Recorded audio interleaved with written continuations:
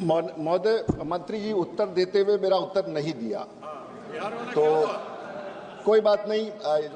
मैं समझ सकता हूं कि कठिनाई है कि बिहार में हम सब लोग एक ही दल से हैं और इनका बड़ा योगदान है और बहुत सुलझे हुए माननीय मंत्री जी है, कोई ऐसा नहीं है, इसलिए सुलझा हुआ जवाब है, लेकिन उत्तर अनुत्तर हो गया मेरा।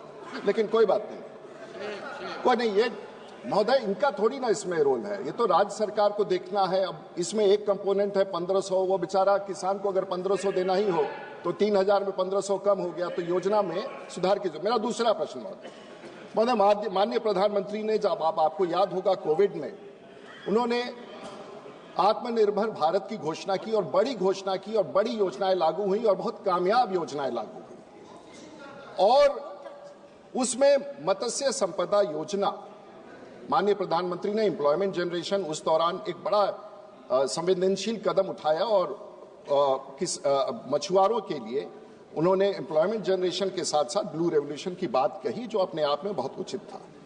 और 2020 से लेकर 2025 तक उन्होंने 20,500 करोड़ रुपया आवंटन किया। महोदय, ये अपने आप में आंकड़े बड़े हैं और उसमें आंध्र प्रदेश विकसित राज्य है, सबसे ज्यादा मछली का उत्पादन आज वहीं होता है।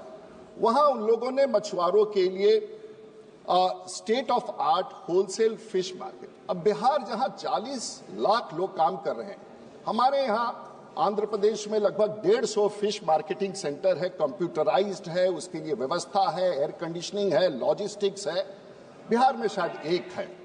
मैं माननीय मंत्री जी से कहूंगा कि बिहार हम सब लोगों के लिए इतना प्रिय है, बिहार हमारी माटी, और मैं उसी राज्य का हूं और जहां 7 बार पार्लियामेंट में आने का मुझे मौका मिला, 1 बार विधानसभा में रहने का मौका मिला, तो उस राज्य के लिए हम आज राज्य और बजट में भी माननीय मंत्री जी ने और सबने इतना पैसा। मेरा एक सवाल माननीय मंत्री जी से यही है कि बिहार के संरचना के सुधार के लिए, और खास करके आप दरभंगा में जाएंगे, मधुबनी में जाएंगे, सहरसा में जाएंगे, सुपौल में आएंगे, छपरा में आएंगे, मछली का जो बाजार है वो छोटा छोटा है और इसलिए आंध्र प्रदेश से कर्नाटक में, और बिहार के लोग रेहू बहुत खाते हैं, कतला बहुत खाते हैं, नैनी बहुत खाते हैं, वो बाहर से आता है। तो मैं माननीय मंत्री जी से यही माननीय मंत्री जी से पूछना चाहूंगा कि बिहार के मछली के संरचना को बढ़ाने के लिए आप ये 20,500 करोड़ रुपया जो भारत सरकार का है, आप क्या कदम उठाना चाहेंगे कि बिहार के मछुआरों को सीधे तौर पर लाभ हो सके? 91.906 करोड़ के परिव्यय से 1708 यूनिट्स परिवहन सुविधाओं की स्वीकृति वहां दी गई है, जिसमें रेफ्रिजरेटेड वाहन, इंसुलेटेड वाहन, 2 व्हीलर्स, 3 व्हीलर